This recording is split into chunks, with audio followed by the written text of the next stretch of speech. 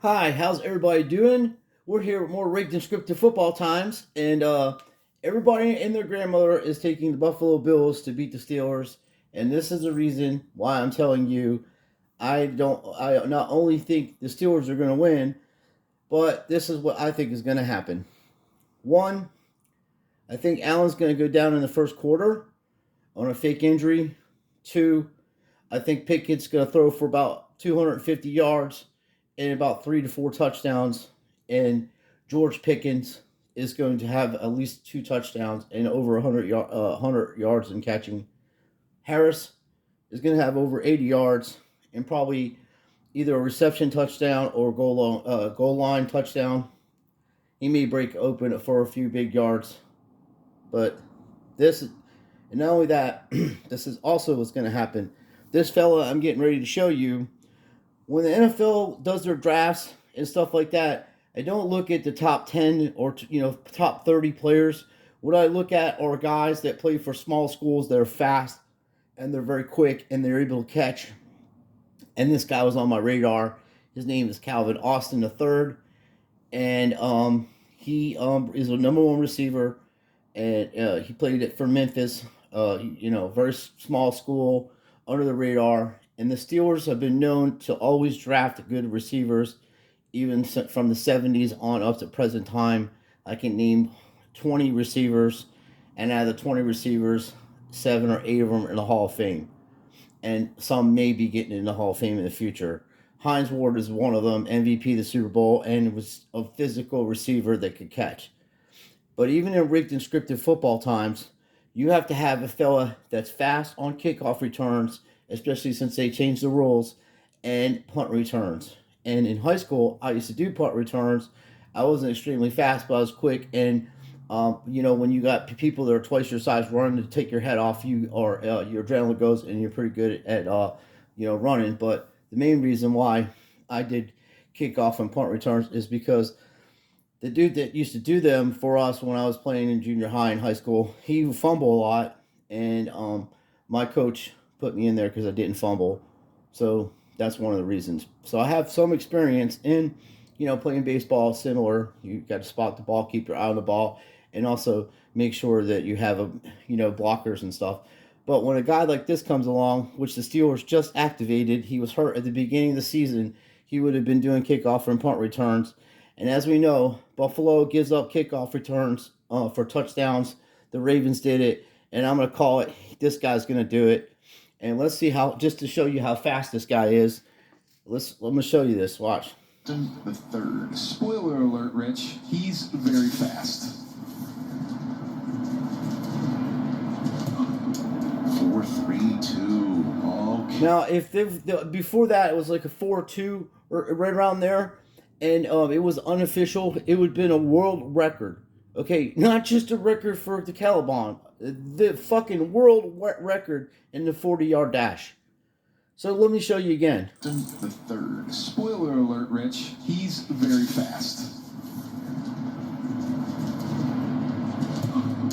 There isn't anybody in the NFL that's faster than this guy, not even Tyreek Hill. Okay? And we all know what Tyreek Hill was doing when he was doing kickoff returns. If Miami wanted to mix it up and they put him on a kickoff return once in a while, it would throw off their special teams, because when this person like this gets in front of you, you can't catch them unless they stumble on their feet. That's the only chance you have, even in rigged and scripted football times. So that's one. I think that's going to happen, Buffalo. And two, the Steelers have a very good record against the Bills in regular season. Now in the playoffs, believe me, I sat through many a playoff loss against Buffalo in the 90s, 4 of them in a row. They destroyed us, okay? There was one night on Monday Night Football where Barry Foster had fucking 150 yards or more and was killing these fools, the Bills, in rigged and scripted football times.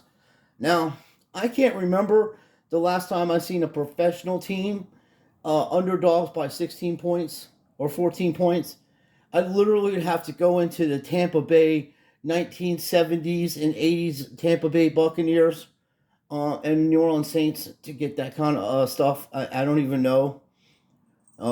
There was talk that was the last time it was like 1996 that happened, or I could be wrong. It could be 1969. It's been a while. So 14 points against a team that has this fellow doing kickoff returns and punt returns and doesn't fumble. Now we can look at highlights of him, which you can do on your own time. But the other fella that we're gonna take a pause and I'm gonna get to is this is gonna be the game changer here. This is the guy that I think is gonna make a difference in the game. Okay, we're back with more rigged and scripted football times, and I wanted to show the highlights of this guy we drafted. Number one receiver for us is George Pickens, and he played at Georgia. And let's look at how he does business over there. Now, keep in mind, we're going to have Kenny Pickett throwing the ball to this fella, and Kenny Pickett is mobile, and that bullshit you saw last week was just that bullshit. The NFL is so rigged and scripted that it's become lazy. The same thing that happened with Ben Roethlisberger when he came in week 2, his rookie season. He went on a run and went into the playoffs, and we lost to the Patriots. It was like 15-1 run in regular season, and then like 2 playoff wins or 1 playoff win, and he lost to the Patriots. But might have been 2, I forget. But then the following year, he went and won the Super Bowl. Got Bill Cowher his Super Bowl, and also got Tomlin one. So watch how this dude plays, and you got to go back into the 2000s and the 1990s to see receivers block like this. Look at, he just knocked the defensive back all the way on his ass, and that's totally legal. And this is at the pro level. This is when he played at college. This wasn't even fair to these poor guys. He's standing there over and waiting. This is ridiculous. This ain't against small colleges now. These are big colleges this dude played against. He played against, played in Georgia, the SEC. Now watch him on the bottom here. This is exactly how you play receiver. And then your defensive back, you best keep your eyes on open. That's like playing doubles in tennis, and your partner is serving, and you're not paying attention to return serve. You're going to get your head taken off if you're playing the alley. You will get your head taken off. And the same with playing defensive back. It's your job to hit them, not let them hit you like that. And look at the blocking. Now, what I'm saying after showing you these 2 guys, this is just 2 guys. We didn't even get into Pickett yet, okay? Because Pickett's mobile, and Trubisky is a lot better than he is. This is all staged. It's all rigged. It's all to get people. It's a story they write. Like Dusty Rhodes would write the story for WWE. It's the same as this. The Steelers' offense, technically, they have a receiving core that's phenomenal. Claypool is way better than he's playing. The tight end, for how to say his name, he's an amazing player. He's built like Jesse James. He's a little stronger and a little faster. And also, you have Deontay Johnson, and you have Pickens, and now you have Austin. You can put him in them slot receivers, and we have a Boink. I forget his name. He played for Tennessee, but he's damn good. Boykin, I think his name is. Yeah, I think his name's Boykin.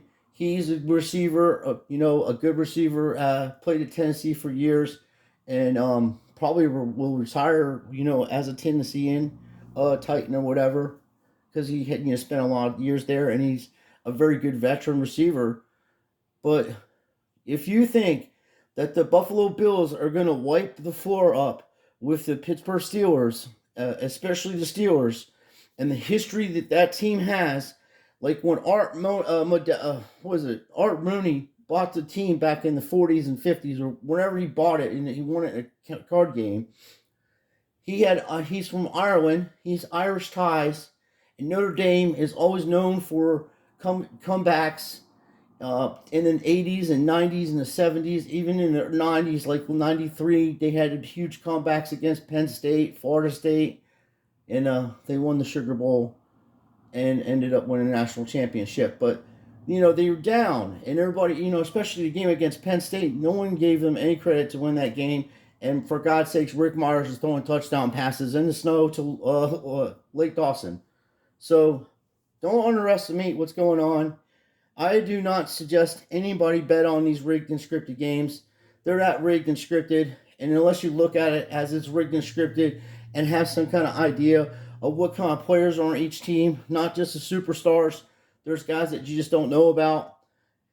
And those are the guys that change the games because they're trying to build stars up, and he is a star. And if you just finish watching this dude's a star. He's out there to win, and he doesn't know it's rigged and scripted football times, and he may, they may have a talking with him because he's playing like that shit's real, and they may have a talking with him and let him know that you can't do that in NFL. You'll hurt somebody. We're not playing real football. We're playing rigged and scripted football times. So, but there isn't anybody in Buffalo that's physical enough, except any defensive backs over there that are physical enough to deal with this guy. None of them. I don't care who they have on there. You'd have to go back to the days where you get fucking Mel Blount or motherfucking, I can't even think of somebody that'd be that physical to deal with this guy. Maybe Rod Woodson when in his prime. I mean, not only do you have to be fast, you have to know that it's coming, and deal with this guy for a whole entire fucking, complete 60 minutes or whatever. So my prediction is the Steelers beat this, score more than 30 points against Buffalo, and I don't see Buffalo scoring more than 21 points. So that's my opinion. I also think, like I said, it's rigged and scripted, and it's so rigged and scripted that I'm going to tell you that Allen's going to get injured at the beginning of the game, and then our defense is going to blow it up. There's going to be a kickoff return or a punt return for a touchdown for Pittsburgh, and the game's going to get out of hand. And then there'll be a little comeback. But if you're taking this team, I would be shocked if they throw this kid under the bus, because Kenny Pickett is a high-level pick, no pun intended, and he is the new face of the Steelers, and the Steelers have a huge fan base, as big as any fan base in sports. They're huge. They're everywhere. They used to busload these people down to fucking Miami and shit, and there'd be just as many fans in the stands, Steeler fans, than there were Dolphin fans. But make no mistake about it, I'm not doing that because I've been a fan for a long time of the Steelers, which I'm not. I know what the score is. I watch it for comedy. And especially growing up watching the football from 70s on up to present time, it's unwatchable. That game last night was a prime example. Jeez, it looked like fucking baseball.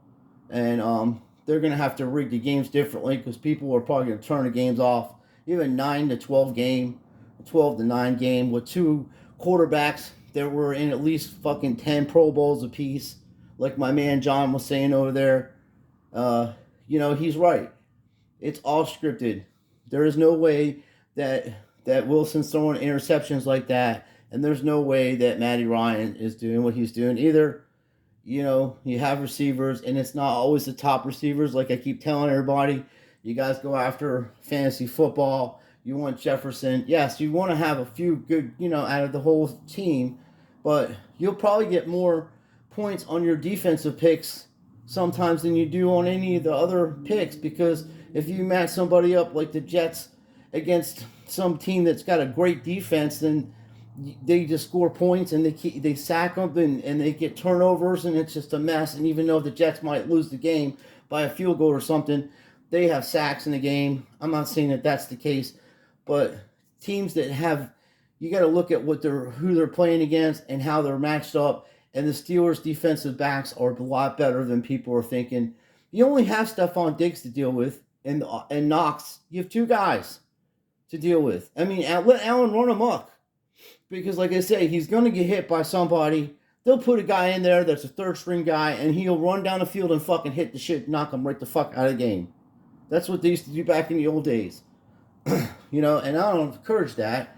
But even in rigged and scripted football times, people have fake injuries or even real injuries. But I'm going to go on record and tell everybody that I know, do not bet on these games. But if you are to bet on a game, I do not see the Steelers losing by 14 points. And I do see some big rigged things going on in that game for Buffalo to look bad. And the reason why they look bad, they can give you the idea that Allen's out. Everybody in the AFC East's quarterback is out except for Allen. Come on. Tua, you got fucking, what's his face? Mac Jones, and then the other dude gets hurt. So there's two teams, and then Buffalo's next, and then the Jets had their quarterback taken out. and he just got back. So I would be surprised or shocked if something didn't happen to Allen just because of how they mock you and run amok on you and fuck with your emotions because people are tied into these things emotionally. Excuse me, and they bet on these fucking games. It's unbelievable that how many people are sheep on this. And I only make videos to let you know not to bet on these games. And, you're going to lose your fucking money. But if you listen to these talking heads, everybody's taking Buffalo. When have they ever been right? Most of these people that do the picks on TV, they're always wrong. And they're always trolling you because they want you to bet on that team. Vegas wants you to bet on a team. They tell them who to bet, who to pick, all that bullshit. And then you'll have one person, one man or lady on there saying, well, I think the Steelers are going to win. I'm telling you the Steelers are going to win. No pro football team is an underdog by 14 points. And if you were a pro and you're in the locker room, if you're the head coach, all you do is bring out newspapers to everybody and say, what the fuck, we're underdogs by 14 points. You're going to let them do that to us? Even in rigged and scripted football times, I would be shocked. I'm saying the Steelers not only beat them, they beat them soundly. Where people are like, wow, this might be a playoff team. Look what they just did to Buffalo. That kind of bullshit. They have to get the money for Lamar, too. Lamar is easily the best athlete in the NFL and maybe in professional sports. This man is, even in rigged and scripted football times, he's going to have to get a trophy somehow. That's the way it is. And I would not be surprised if he signs for like $500 million. You're laughing now, but do not be surprised. This man is worth every penny of it. He will bring you tickets. Even in rigged and scripted football times, people want to go to the stadium and watch him juke people and throw for fucking 500 yards and run for 100. And now, at one point, Father Time catches up with all of us, and you're not as fast as you used to be, and your arm isn't, unless you're Tom Brady or something, and you're genetically fucking programmed. But Lamar is a hell of an athlete and a tremendous talent. And that's coming from a guy that's a Steeler fan. You have to look at every team, as I say, every player on the team, and know what they're capable of doing at any given time. And the Steelers are capable of putting up a lot of points, especially on kickoff and punt returns. With a guy that fast, I just showed you how fast he was. The man runs a fucking 4.2, 4.3. To break it down, that's roughly around 20 miles an hour. Jesus. Takes a minute to put that in the head and figure that out, but I wish everybody the best. If you're going to go bet on these games and stuff, which I highly don't want you to do, at least go to people and listen to what they're saying that have an idea that are losing and winning too, and not just making up stuff. Because, it's not anybody that shows you their record and shows you what they're winning and shows you what they're losing. That to me is straight and legit. And John does that, and I give him props. It's tough to call out shit like when Aaron Judge is going to hit a home run and all that. It's rigged and scripted, folks. Aaron Judge technically can hit a home run anytime he wants to the plate. The man is of size. I don't know if you've ever seen him before. He's every bit of 6'7" and probably close to 300-pound man. He's a massive, massive person. He's as big as the fucking he's almost as big as O'Neal Cruz is like 6'7", and he's not as big as muscular as Aaron Judge, but they're a different frame. But he's still over 200 pounds, O'Neal Cruz, and he runs a 4.3. So you got guys in the Major League Baseball that can fly, and if they ever went into NFL on kick returns or punt returns, it would be something to see. And you're going to see something this week, and let's see if I'm right or wrong. But the NFL is that rigged and scripted. To recap what I'm saying, I'm not recanting it. I'm telling you, this is what's going to happen. Pickens is going to have over 100 yards in reception and at least one or two touchdowns. At least one touchdown. Harris is going to have about 80 yards on the ground and at least a touchdown through the air or on the ground. Kenny Pickett's going to throw for at least 3 to maybe 4 touchdowns because Pat is going to catch one. Also, Frufler or whatever his name is. So they're going to score at least 4 touchdowns. three offensively and one by special teams, and then also some field goals. So that's my opinion. And I'm saying that Allen's going to be taken out by the first or second quarter. At the minimum, they're going to get him out of there, save him up for playoff times, and bring drama to Buffalo. That's my picks. I'll tell you, that's what I think is going to happen. And we'll see if I'm right or wrong. Thank you for watching. Please like and subscribe. Everybody have a good day.